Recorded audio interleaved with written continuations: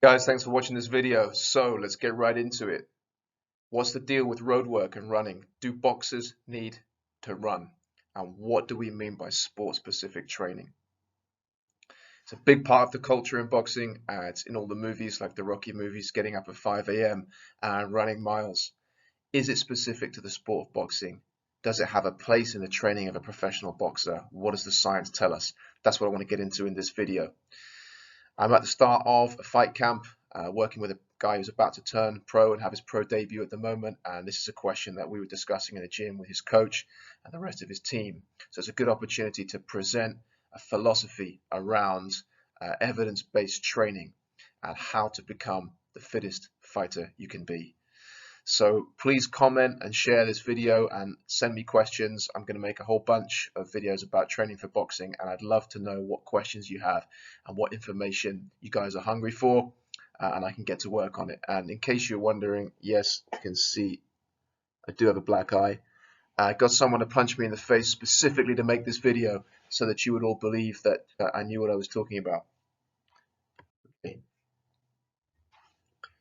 What do we mean when we say sport specific? What is sport specific training? We can use this pyramid that's been adapted from a famous sports scientist called Bondarchuk to kind of guide our thinking. And at the top of the pyramid is the most specific activity, and that's the boxing match, a professional or amateur match under full rules with the appropriate 2 or 3 minutes round and 1 minute rest. That's obviously the most specific type of activity you can do.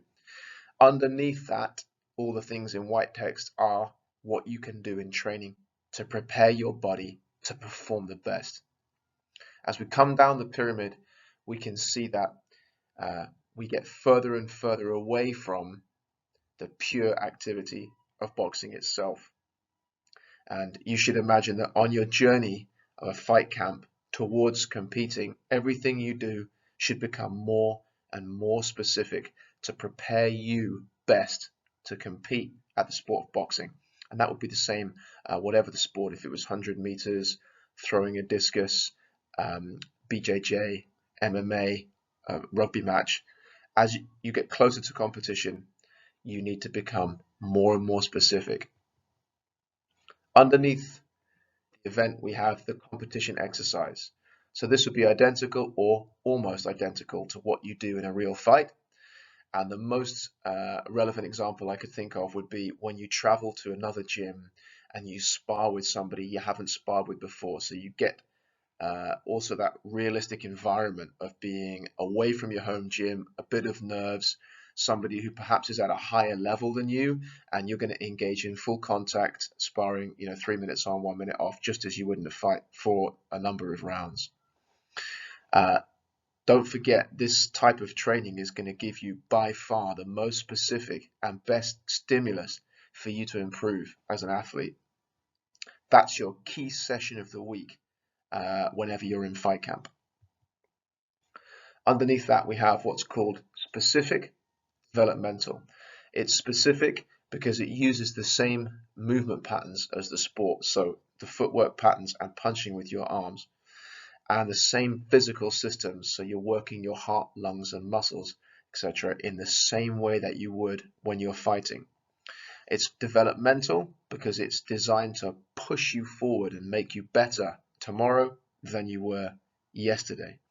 And examples of that might be condition sparring, so working on a particular attack and defensive sequence with an experienced partner, or intensive pad work with your coach, where again they're firing shots back at you and you're working on specific things designed to develop either your technical or tactical ability or your physical ability, using a high volume of punches and movement and the appropriate work and rest intervals. Below that, we have what's called specific preparation. It's still specific, so you're still using movements and muscle groups that you use when you fight, and now it's preparation, so it's preparing your body to compete. Generally, this is where we try and take one or more physical qualities and really push them on from where they are now to somewhere else. And we can do that with your heavy bag sessions and a heart rate monitor. So using appropriate intensity to drive your fitness up, or we might do it with some type of circuit training that either targets your heart and lungs or your muscles in terms of their strength or endurance, and we might use some specific weight training. And then at the bottom of the pyramid, furthest away from competition, we have what's called general prep. So it's general physical qualities, and it's preparing the body for the more specific training to come. Generally, exercises and activities in that part of the pyramid don't put the same stress on you as boxing. And you can see that really road work or running, distance running, is on the border between your general prep and your specific prep. It's not very specific to boxing. In fact, it's a completely different activity. You don't use your arms for a start, and it's very rhythmic and cyclical. And it happens at an intensity and a work to rest that's very, very different to boxing. But there are things we can do with our running to make it more specific.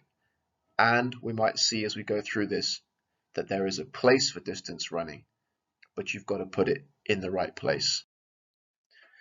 So how do we get fitter for boxing? How do we become the fittest fighter that we can be? Well, there's a number of things you can upgrade with training. I'm going to go through them now. So you can make upgrades to your heart and lungs, and that's what we use our endurance training for. You can upgrade your muscles with the amount of force they can produce, so strength, the speed which they can do it, that's power, and for how long they can do it, that's endurance. You can increase your overall power, and we do that with a combination of weight training and ballistic or speed training. You can obviously improve your technical and tactical capability, and that's what your boxing coach is for, and your video review and your shadow boxing in a mirror, that kind of stuff. And we can look at optimizing recovery, because it's not just about how much you can take in the gym, it's what you can recover from and how well you adapt to the training so that you come back next week faster, stronger, and fitter than you were the week before. And we can select the best method to upgrade each one of these things. So if we're looking at upgrading the heart and lungs, in the general phase, that's where our road work goes. It's a fantastic way of stretching the chambers in the heart, filling them with blood, and allowing the heart and lungs to develop their ability to pump more and more blood with each beat. And at the same time, it helps you grow all sorts of enzymes and things that produce oxygen and little capillaries in your vascular network that deliver the blood to your muscles.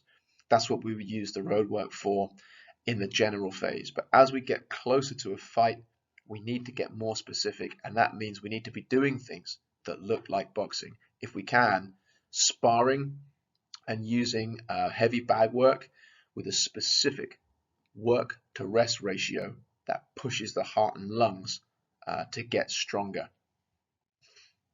If we want to develop the muscles, again in the general phase, we can use push-ups, pull-ups, burpees, sit-ups, star jumps, bodyweight exercises to improve our general fitness. But as we get closer to a fight, we need to be more specific. Can we produce maximum power with the legs and the arms in a similar fashion to the way that we're be called upon in a fight? And can we repeat that over time consistently without losing power, and in fact with improving power? And there's ways to do that that are much better than just general circuit training. Can we hit harder? Can we be more explosive? Yes. And in the general phase, we can use general athletic things to do that. Sprints, hill sprints, jumping, bounding, tuck jumps, and throws, throwing medicine balls, are all great ways to develop general power. But again, when we become closer to fight day, we need to be more specific. What we need to do is find out where the individual athlete's weakness is and then target that. So this might look like a heavy lift in the gym, followed immediately by an explosive lift. For example, a squat, with the bar on your back, followed by a jump over a hurdle. Or it might be a bench press, followed by a medicine ball throw or a punch. Something that specifically targets producing force and then doing it at speed. Technical, tactical work. You can use your shadow boxing, video analysis, boxing in front of the mirror to check your technique. And then as we get closer to the fight, this is where the coach's eye is of absolute paramount importance. So looking at your technical and tactical ability and fine-tuning it for your fight. And in terms of our recovery and adaptation, again, there are general methods we can use when we're off camp, and a great way of doing that is to perform your cardio exercise, breathing just through your nose. So you can tape your mouth if you're not disciplined enough to keep it shut, or if you can remember, bike ride, skipping, shadowboxing, or running, but just breathing through the nose. A great way to keep the intensity low and drive recovery. And again, as we get more specific, when the training takes a toll on your body, you need to be more specific with your recovery. Targeted soft tissue massage, contrast bathing, specific recovery sessions, and nutrition interventions. All of these things can be put into your fight camp to help you recover from the training that you're doing. So, what can we learn from the way we've always done things in the past, and what can we add to make us into the best athletes we can be? What can we improve? There's definitely a place for road work in boxing training or the training of a professional fighter. It lays the foundation. It lays the foundation for your future training and success, specifically by stretching the chambers in your heart. That's the change that you're trying to make when you go out for a long run, is to fill the heart with blood and let it stretch the chambers, and over time they grow and they can handle more blood at once. And that's the physiological change that makes all the difference for your gas tank as you go forward. It may have a psychological function as well, although I would argue that that's something that you learn, not something that's special about running. You could probably attach that same psychological attitude to any other type of training. There is something about freeing your mind, getting into the rhythm of a run, and just getting into that flow state, but that is achievable with a number of different means, not simply running. It may also have a place in weight control. A lot of boxers use running to get the weight off, but there are much better ways of doing that around controlling the size of your meals and what you actually eat, how much carbohydrate versus fat that you eat. And that's a much better way of controlling your weight because it doesn't make you tired and add to your stress. You have to remember the demand on the body when you're running is not the same as the demand on your body when you box. They're very, very different things. In terms of the amount of energy produced, the speed, power at which you produce it, the muscles that are involved, the timing, everything is very, very different. It is a general modality, not a specific one. And the closer you get to competing and performing, the more specific your training should be. Once you've established a really good base of aerobic fitness, now you need to put the icing on the cake by drilling down into the specific things that make you faster, stronger, more powerful, and harder to hit. I'm going to go into some of those methods in a forthcoming video, but in the meantime, please like, comment, share, and hit me up with any questions you have. I hope you've enjoyed this. Thank you very much for watching.